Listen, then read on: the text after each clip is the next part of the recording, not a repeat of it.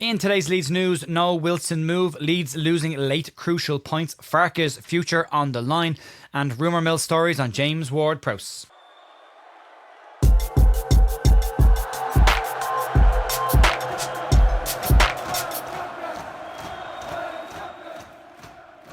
Morning folks, welcome to the Leeds View on Tuesday the 2nd of December with your Leeds United news. I hope your week is going well. So far there's a little bit of stuff to get stuck into. There's the Guardian exclusive that came out yesterday afternoon. A lot of you will already have seen that. I'll give you the clip notes version of that and some opinion on it as well. If you haven't seen it, we'll cover it around about the middle of the video. We're leaving the rumour mill stuff as per usual to the end of the video. So again, if you're not into that, there's one story and we'll keep it to the end. There is the podcast will be out tonight. Myself, Jerry and Paul having a look ahead to the Chelsea game on Wednesday and also the Liverpool game coming up on Saturday. And talking generally about the information that has been leaked out in the last couple of days. If you want to support the channel as well, you can do so by liking the video, sharing it, commenting and hyping. If that even works anymore, I don't know what it does, but you can do that if you want to. If you're not subscribed, you can think about subscribing as well, and you can support us on the merch over on back4clothing.com as well, links down below. Right, that's that out of the way. Let's move on. Let's talk about the Harry Wilson story coming to an end probably.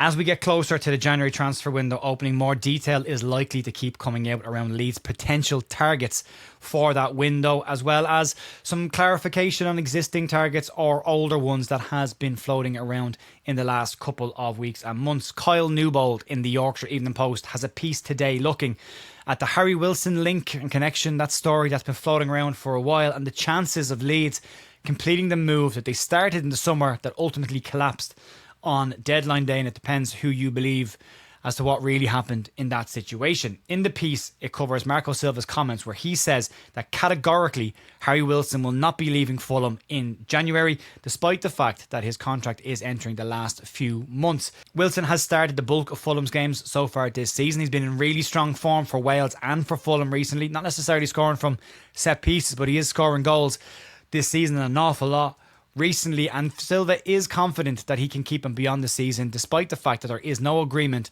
on the current contract offer that is on the table right now. Daniel Farke confirmed last week in his Manchester City pre-match press conference that Leeds United will be looking to add quality once the January transfer window opens, and the option they've been looking at consistently is a creative right winger, but they will also need to look at potentially a creative number 10 as well, something Leeds have been missing for 3 years now and have been attempting to get every single time a transfer window opens. Marco Silva said that he has no doubts though that Harry Wilson will still be a Fulham player come the end of the season and potentially beyond that if they can agree a deal. But Wilson could be a free summer option for Leeds United by then if that's what he is trying to do and keep his options open. But Leeds need Premier League level reinforcements in January and probably can't afford to wait until then. If they're not in the Premier League then either, it'll be very difficult to try and get any player who has Premier League experience behind him. So yeah, it's a crucial couple of weeks coming up for Leeds and the recruitment team. They've got to fix the mistakes that were made in the summer and fill in the gaps of the piece of the jigsaw that they didn't complete in the summer. Let's move on. Let's talk about some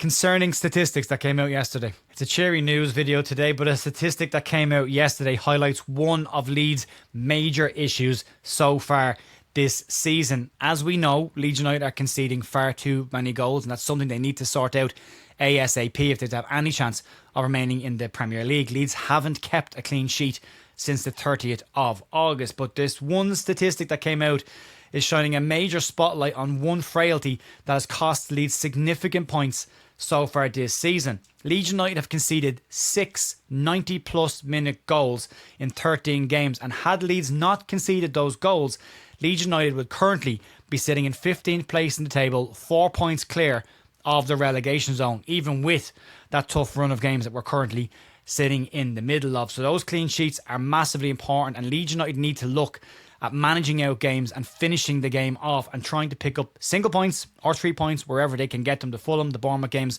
are the ones that really showed out. Manchester City last weekend again being another one of that, and that comes down to in-game management and managing the game out, and that will probably lead into the question marks around Daniel Farke and the next story that came out as an exclusive from The Guardian. So a piece yesterday in The Guardian from journalist Matt Hughes, who will be a fairly well-respected journalist in the field, has shared a wider view and spotlight on Daniel Farke's future, with club sources leaking information to the publication. Over the past few months, more and more information has started to leak out of the airtight, silence-friendly environment that the 49ers enterprises like to work in, which was very likely to be the case once pressure started to be applied. But with this information coming out, an awful lot of it is probably what a lot of people would have already assumed at this point. In the piece, Hughes states that senior figures at the club are expecting Daniel Farke to be sacked if he doesn't win against Chelsea and Liverpool in the next 2 games, and the owners will make a change to bring in a new manager to have impact and input in the January transfer window. The piece says multiple sources at Leeds have concluded that Farke's fate is in the balance, although there is sympathy for him in some quarters owing to the belief that results have not reflected some positive performances.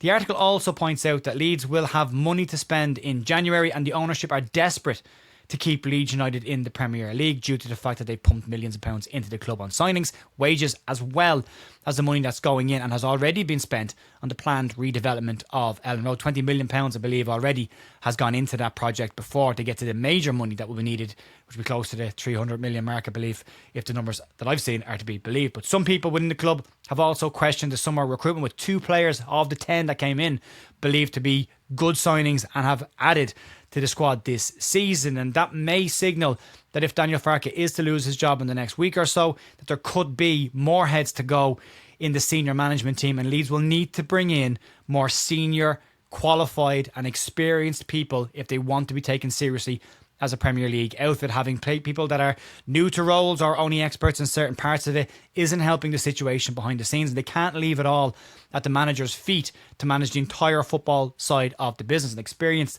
head of recruitment and experienced sporting director would also alleviate an awful lot of pressure and help Leeds United to sustain themselves as a proper Premier League club. But as I say in this piece, I think everyone assumed that a lot of this information was probably already out there and likely to be the case, and that Daniel Farke likely again probably had until Brentford to get a couple of points. Truth be told, 2 draws in the next 2 games, considering the level of opposition, wouldn't be seen as negative results. A win in any of those 2 games would also be seen as a positive return. But if the sentiment behind the scenes is already like this, and if people within the ownership and the board are questioning Daniel Farke's position at the club, then they're likely just kicking the can down the road to an inevitable decision later on. Ultimatums in this situation, and it has been said as an ultimatum, he has 2 games to save his job. Ultimatums rarely deliver positive results in the longer term anyway, but tomorrow now becomes a far more important game for Daniel Farke than maybe it was yesterday, or maybe he's aware of this. He did say last week when he was asked about his future that he hasn't had discussions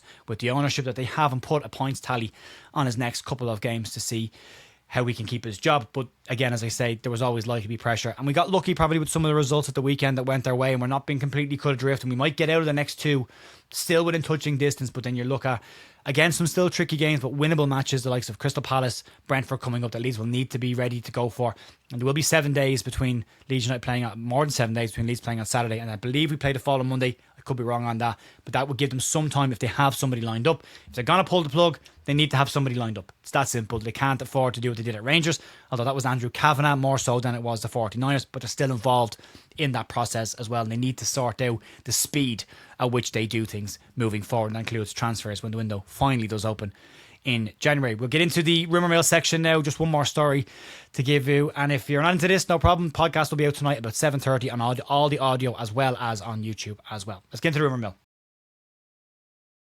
Right, just the one piece to bring you on the rumour mill stuff, and it's James Ward-Prowse, and he's expected to leave West Ham United in January. He's a player that Nuno Espirito Santo doesn't rate. He had him at Nottingham Forest last season on loan, and it didn't go particularly well for him during that spell. And it was the very first thing that Nuno did when he took over at West Ham United was to remove James Ward-Prowse from the matchday squad immediately without even kicking a ball. So he already had his decision made on Prowse before he had managed a match. The 31-year-old is said to have multiple clubs interested in him, including Everton, Burnley and Leeds United, having some varying levels of interest according to this report. It would be seen as a cut price deal though, due to the fact that he's got a contract that's ticking down into its final year, as well as the lack of game time he's had this season, specifically since Nuno has taken over. He did play before that, and also the fact that they want to move him on. It wouldn't be a needle mover, it wouldn't be a massive signing, but if Leeds are looking at bringing in a couple of different types of players, he would definitely add some set piece experience. He would give someone that Leeds could have from a dead ball situation that is an expert at that, including corners as well as free kicks. He would have experience as well. He's over 30 years of age. Do I think it's a player that Leeds United are going to go and bring in? Probably not. No, I don't. I think it's the type of player that Leeds United probably need to bring in. But I think the age profile is probably against him. I think the lack of game time is probably against him. I think Leeds will be looking at a younger version of this if they possibly can attract that. And again, that's the big question mark. Can they even attract players in January? And that's going to be a really interesting one to keep an eye on. But that's what they need. They need somebody that can create. They need somebody who can score from distance. They need somebody who can take set pieces. There's a lot of things that they need. If you can get all that in one player, happy days. If you can't, could be a tough January to have a look at. But yeah, we'll likely get more information and more players' names starting to pop up. We're into the last 5 weeks before the window opens.